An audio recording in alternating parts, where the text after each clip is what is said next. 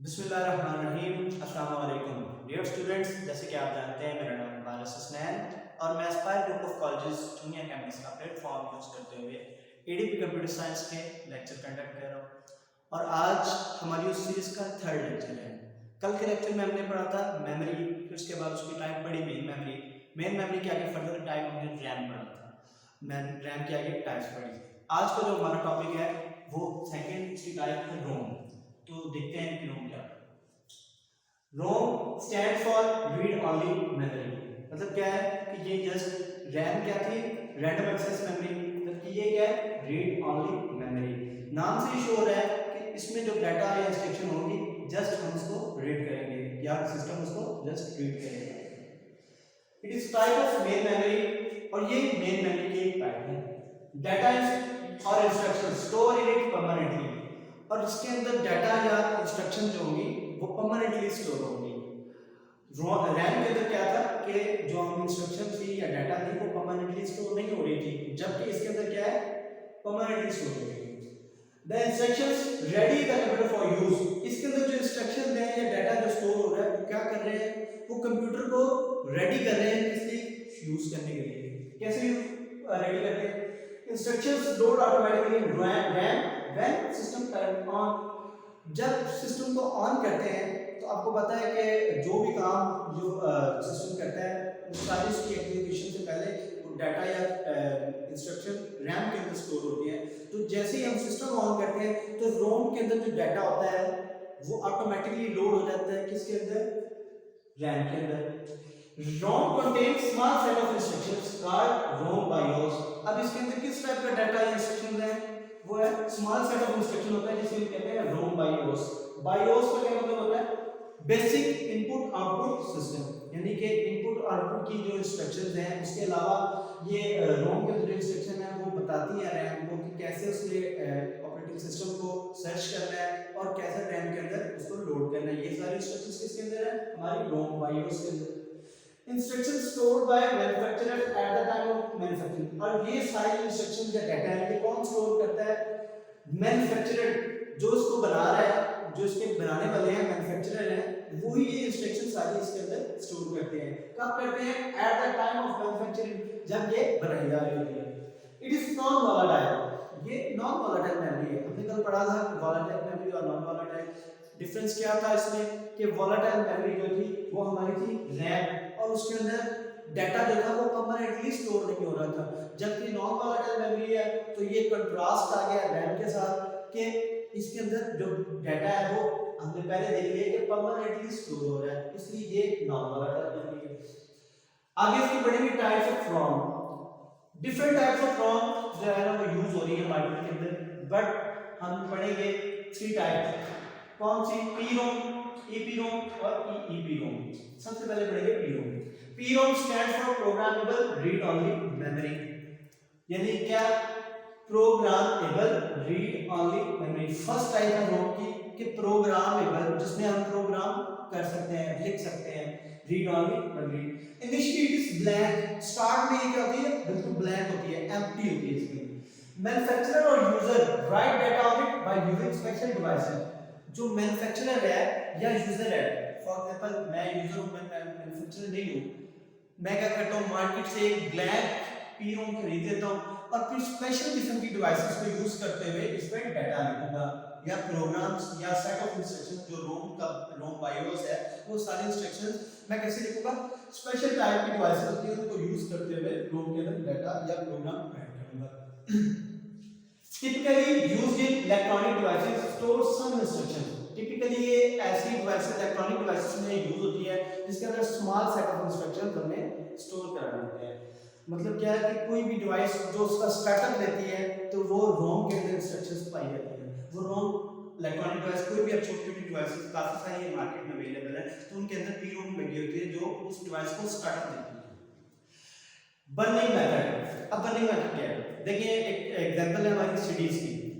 जो हमारी सीडीज थी ना स्टार्ट में, वो कुछ एमबीज का डाटा स्टोर करती थी, और जब हम उसको राइट करते हैं सीडी राइटर के अंदर आके तो उसको एक सॉफ्टवेयर के थ्रू, सीडी बर्नर होता है, उसके थ्रू हम उसके अंदर डाटा राइट करते हैं। अब होता है क्या है कि वो एक दफा ही डाटा लिखते हैं या स्टोर कराते हैं उस सीडी के अंदर, फिर हम दोबारा रिमूव नहीं कर सकते और ना ही दोबारा वो सीडी इस्तेमाल होती है। अगर उसके अंदर कम कैपेसिटी में भी डाटा राइट लिखा है तो बाकी जो रिमेनिंग कैपेसिटी हम उसको यूज नहीं कर सकते, जस्ट एक दफा। अब उस प्रोसेस को जो डाटा लिखना, डाटा राइट करने का, इंस्ट्रक्शंस को राइट करने का जो मेथड है उसको हम क्या कहते हैं, बफरिंग कहते हैं।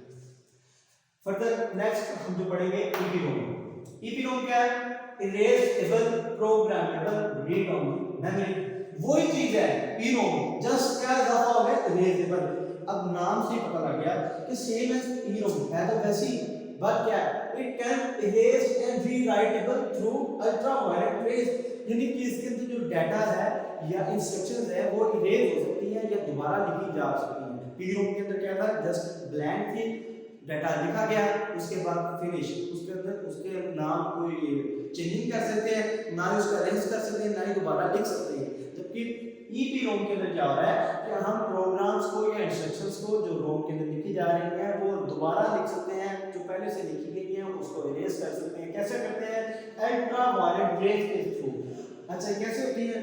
It has a little glass on the top of it. इसके टॉप के ऊपर एक छोटा सा ग्लास होता है जिसके थ्रू अल्ट्रावायलेट रेज गुजारी जाती है, और वो अल्ट्रावायलेट रेज क्या करती है, डाटा को रिमूव करती है, पहले से लिखा हुआ है, और दोबारा राइट कर देंगे। अब वो स्पेशल किस्म की डिवाइसेस होती हैं जिनको यूज करते हुए हम ये सारा प्रोसेस करते हैं। थर्ड और लास्ट जो इसकी टाइप है रोम की, वो क्या है, ईईपीरोम। पहले क्या थी, ईरोम, फिर क्या ईपीरोम, अब क्या ईईपीरोम। ईईपीरोम में क्या फर्क पड़ा? Electronically erasable programmable read only memory. पहले क्या जस्ट प्रोग्रामेबल थी, फिर क्या आ गई कि वो इरेजेबल भी आ गई, अब क्या इलेक्ट्रॉनिकल इरेजेबल। काम वही, सेम एज ईपीरोम, सेम है ईपीरोम की तरह कि इसके अंदर भी हम दोबारा डाटा को राइट कर सकते हैं, दोबारा प्रोग्राम्स को लिख सकते हैं, रिमूव कर सकते हैं। लेकिन बहुत आसान हो गया इसमें। कैसे आसान हो गया? देखिए, उसके अंदर हम यूज करते हैं अल्ट्रावायलेट रेज। इसके अंदर क्या करेंगे, इलेक्ट्रॉनिकली, ये इलेक्ट्रॉनिकली होगी। क्या यूज करेंगे हम? इलेक्ट्रिकल पल्सेस इस्तेमाल करेंगे, किसकी बजाय, अल्ट्रावायलेट रेज की बजाय। अब उससे हमें फायदा क्या होगा कि इसके अंदर होता है कि एक स्पेशल किस्म का एक सॉफ्टवेयर या सेट ऑफ इंस्ट्रक्शंस होते हैं, उसको यूज करते हुए और इलेक्ट्रिक पल्सेस को यूज करते हुए हम इस रोम को सिस्टम के मदरबोर्ड से मूव नहीं करते, वहीं पे लिखा रहने देते हैं, और उस स्पेशल सेट ऑफ इंस्ट्रक्शंस को यूज करते हुए और इलेक्ट्रिक पल्सेस के थ्रू हम डाटा को रीराइट कर लेते हैं, और जो पहले से डाटा लिखा हुआ है उसको रिमूव कर लेते हैं। स्टूडेंट्स, रोम हमने पढ़ लिया, उसके बाद हमने पढ़ना है कैशे मेमोरी। ये भी एक वोलेटाइल मेमोरी है। स्टूडेंट्स, रोम के बाद हमने पढ़ना है कैशे मेमोरी। कैशे मेमोरी क्या है? एक वोलेटाइल मेमोरी है। रोम क्या थी हमारी? Non volatile memory. अब ये वोलेटाइल मेमोरी क्या है? रैम की तरह ही वोलेटाइल मेमोरी। हम लास्ट लेक्चर में एस रैम पढ़ा था, रैम की एक टाइप, तो उसको हमने क्या कहा था कि ये एक कैशे मेमोरी भी इसको कहते हैं, ठीक है? तो वो ही कैशे मेमोरी अब आगे मजीद पढ़ेंगे। It is small and fast memory. ये क्या है? स्मॉल है बट फास्ट मेमोरी है। Design to speed up transfer of data and instructions. इसको डिजाइन किस मकसद के लिए किया गया है? ताकि जो डाटा का या इंस्ट्रक्शंस का ट्रांसफर रेट है उसको स्पीड अप किया जाए। मतलब क्या है कि प्रोसेसर को मेमोरी से जो डाटा लेना है उसकी ट्रांसफर रेट क्या हो जाए? स्पीड अप हो जाए। इसलिए हमने ये मेमोरी डिजाइन की। इट इज लोकेटेड इनसाइड और क्लोज टू प्रोसेसर या सीपीयू। क्या है कि ये लोकेट कहां पे वाक़ होती है? या तो वो सीपीयू के अंदर, प्रोसेसर के अंदर ही होती है, बिल्ट इन होती है, या क्या होती है कि उसके बहुत करीब लगी होती है। कल हमने पढ़ा था कि रैम जो वो डायरेक्टली कम्युनिकेट करता है किसके साथ? प्रोसेसर के साथ, ठीक है? आज हम क्या पढ़ रहे हैं? कैशे मेमोरी जो स्मॉल एंड फास्ट है, ठीक है? अब मैंने ये भी बता दिया कि ये कैशे जो है वो एस रैम को हम कैशे कहते हैं, और ये ज्यादा फास्ट होगी। तो ये उसने बता दिया हमें कि जो कैशे है वो प्रोसेसर के अंदर या तो बिल्ट इन होती है या बिल्कुल उसके करीब लगी होती है। The data used most recently or frequently is stored in it. जो डाटा बहुत ज्यादा यूज हो रहा है या बार-बार यूज हो रहा है तो वो क्या होता है? कैशे के अंदर स्टोर हो जाता है। For first use, CPU retrieve data from RAM. जब कोई भी प्रोसेसर ने कोई डाटा बिल्कुल फर्स्ट यूज करना है, हम एक प्रोग्राम चलाते हैं बिल्कुल ब्राउजर का, मैं गूगल क्रोम मैंने चलाया स्टार्ट फर्स्ट टाइम में, ठीक है, तो उसको थोड़ा टाइम लगता है, ठीक है। जब वही ब्राउजर को मैं बार बार चलाऊंगा तो उसकी जो रिट्राइवल टाइम है वो कम हो जाता है, वो जल्दी चल जाता है। उसकी वजह क्या है कि फर्स्ट टाइम जब सीपीयू रिट्रीव करता है उसके डाटा को, तो वो स्टोरेज से जाके फिर रैम से जाके उसका रखता है, रैम से उसको एक्सेस करता है। जबकि हमने एक प्रोग्राम चला लिया, अब उसको दोबारा रिट्रीव करना है तो वो रैम की जगह क्या करेगा, कैशे के अंदर स्टोर कर लेगा उस डाटा को, उसकी एक कॉपी कैशे के अंदर रख लेगा। तो जब भी प्रोसेसर को दोबारा वो डाटा चाहिए होगा तो प्रोसेसर पहले किसके पास जाएगा, कैशे मेमोरी के पास जाएगा, और वो फिर उससे वो डाटा मिल जाता है तो वो उसे क्या रिट्रीव कर लेगा। अब वो रैम के पास जाना नहीं पड़ेगा, जिसकी वजह से ट्रांसफर रेट स्पीड अप हो जाएगा। अच्छा, आगे इसकी लेवल्स पढ़ेंगे कैशे मेमोरी के। तीन टाइप के इसके लेवल है, वो कौन कौन से हैं? A system has several level of cache, level number refers the distance from CPU. Several level हो सकते हैं कैशे के किसी भी सिस्टम में, और जो लेवल नंबर है वो क्या रेफर करता है, डिस्टेंस को रेफर कर रहा है। मतलब क्या है, जो लेवल जितना लेवल दूर होगा वो उतना मेन सीपीयू या प्रोसेसर से दूर होगा, उतना उसका डिस्टेंस होगा ज्यादा। Cache close to the CPU has fast speed, और जो कैशे है जितना करीब होगा सीपीयू के उतनी ज्यादा उसकी स्पीड होगी। किस चीज की स्पीड होगी, डाटा ट्रांसफर करने की। जबकि all level of cache, cache के जितने भी लेवल्स हैं वो चाहे दूर है या नजदीक है, लेकिन वो फास्ट है किसकी निस्बत, रैम की निस्बत, क्योंकि वो रैम के बाद ही लगे हुए हैं, ठीक है। But less space and generally cost more, जितना जो कैशे लेवल जितना ज्यादा होगा, फॉर एग्जांपल अगर हमारे यहाँ एग्जांपल चेक करें, मैंने फिर बताइए, ये सीपीयू है, सीपीयू के साथ देखिए फर्स्ट L1 कैशे, लेवल 1 का कैशे, फिर लेवल 2 कैशे, उसके बाद लेवल 3 कैशे, यानी कि जो हमारा सबसे छोटी कैशे थी नंबर 1 की कैशे थी वो क्या बिल्कुल सीपीयू के साथ लगी हुई है। अब जितनी वो नजदीक होगी होगा क्या, उसकी स्पीड फास्ट होगी, जबकि उसके अंदर जो स्टोर करने की कैपेसिटी है वो क्या कम होगी, यानी कि जितनी वो करीब होगी उतनी स्मॉल होगी, जबकि उतनी ही फास्ट होगी, और वैसे ही सेम है उसकी प्राइस भी बढ़ जाएगी। तो हम सबसे पहले देखते हैं लेवल 1 की कैशे, इसको हम प्राइमरी या इंटरनल कैशे भी कहते हैं।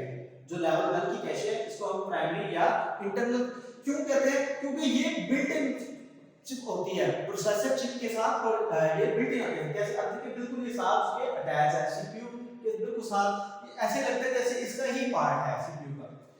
तो इसकी जो कैपेसिटी होती है वो 8 केबी से लेके 128 केबी तक होती है, इसके अंदर जितना डाटा आ सकता है 8 केबी से लेके 128 केबी तक। लेवल 2 की कैशे, अब देखिए मैं पहले एक बात पढ़ी कि जितना करीब होगा उतनी वो फास्ट होगी, जितना डिस्टेंस कम होगा उतनी वो फास्ट होगी, और उतनी वो स्मॉल होगी। अब क्या जो L2 कैशे है, लेवल 2 कैशे, वो लेवल 1 से स्लोअर है, ठीक है, जबकि कैपेसिटी उसकी क्या बढ़ गई है। अब ये था 8 केबी से 128 केबी तक, ये क्या 64 केबी से लेके 16 एमबी तक इसमें डाटा स्टोर हो जाए। Current processor contain advance transfer cache type of L2, जो हमारे मौजूदा प्रोसेसर है इसके अंदर एडवांस ट्रांसफर कैशे लगा हुआ है, उसको जो कि टाइप है L2 की, वो क्या है कि वो भी प्रोसेसर के साथ एक तरह का बिल्ट इन आ रहा है। ये जो हमारा L2 कैशे यहाँ पे अटैच करने में किया हुआ है, ये हमारे के एडवांस ट्रांसफर कैशे है। इसकी कैपेसिटी क्या है 12 केबी से लेके 8 एमबी तक, इसकी जो हमारा एडवांस ट्रांसफर कैशे है, जो यहाँ मैंने L2 लिखा है तो L2 लेवल 2 की कैशे, ठीक है, जबकि ये उसकी टाइप है, और ये क्या है सेम है जैसे L1 कैशे है बिल्ट इन है, वैसे ही ये भी बिल्ट इन की तरह ही है। ओके, उसके बाद क्या लेवल 3 का कैशे, लेवल 3 कैशे क्या है, फिर वही बात slower then level 1 and level 2, जो लेवल 1 और लेवल 2 की कैशे उससे लेवल 3 की कैशे क्या होगा, स्लो होगा, और ये सेपरेट होगा फ्रॉम प्रोसेसर ऑन मदरबोर्ड, और ये प्रोसेसर से थोड़ा अलग से लगा होगा मदरबोर्ड के ऊपर। देखिए ये दोनों के दरमियान, ये तीनों के दरमियान क्या डिफरेंस है, ये अलग से अटैच होगा, और ये exist only those system using advanced transfer level to cache, और ये उन रजिस्टर्स पे जस्ट लगा होगा जिनके अंदर हम एडवांस ट्रांसफर लेवल 2 की जो कैशे यूज कर रहे होंगे उन पे ही लेवल 3 की कैशे लगी होगी। अच्छा, इससे जो हमारे सिस्टम है, पीसी है, पर्सनल कंप्यूटर्स हैं, वो यूज करते हैं, उनके अंदर अगर लगी हो तो कहां तक 8 एमबी तक की कैशे लगी हुई है। फिर उसके बाद ये फ्लैश मेमोरी। फ्लैश मेमोरी क्या है? ये नॉन वॉलेटाइल मेमोरी है, ठीक है। इसके अंदर क्या है कि डाटा परमानेंट स्टोर होगा। स्टोर स्टार्टअप इंस्ट्रक्शंस, रोम की तरह क्या है, इसमें स्टार्टअप इंस्ट्रक्शंस जो है स्टोर है कम क्वांटिटी में। Allow system to update its content, और ये सिस्टम को अलाउ करती है कि वो ऑटोमेटिकली अपने कंटेंट जो इसमें डाटा या इंस्ट्रक्शन होता है उसको अपडेट करे। कि फ्लैश मेमोरी किस में यूज हो रही है? मोबाइल डिवाइसेस में यूज हो रही है। हमारे जो डिजिटल कैमरास हैं उनमें या हमारे जो प्रिंटर्स हैं उसके अंदर कौन सी मेमोरी लगी हुई है? हमारी फ्लैश मेमोरी, जो क्या करवा रहे हैं? स्टार्टअप करवा रहे हैं। स्मार्टफोन जो हमारे हैं, हमारे एंड्रॉइड सेट्स हैं, जो मोबाइल फोन है, उसके अंदर भी यही मेमोरी स्टोर यूज हो रही है। इसलिए डाटा स्टोर करने के लिए भी हम फ्लैश मेमोरी यूज कर रहे हैं। उसके बाद ये बिल्ट इन मेमोरी डिवाइस, और ये काफी सारी डिवाइसेस के अंदर पहले से ही बिल्ट इन आती है, हमें अलग से लगानी नहीं पड़ती। सो स्टूडेंट्स, आज का लेक्चर हमारी इस बात। ओके स्टूडेंट्स, इसके साथ ही आज का हमारा लेक्चर एंड होता है। जिसको समझ ना आए तो वो बाद में मुझसे पूछ सकता है। थैंक यू, अल्लाह हाफिज़, टेक केयर।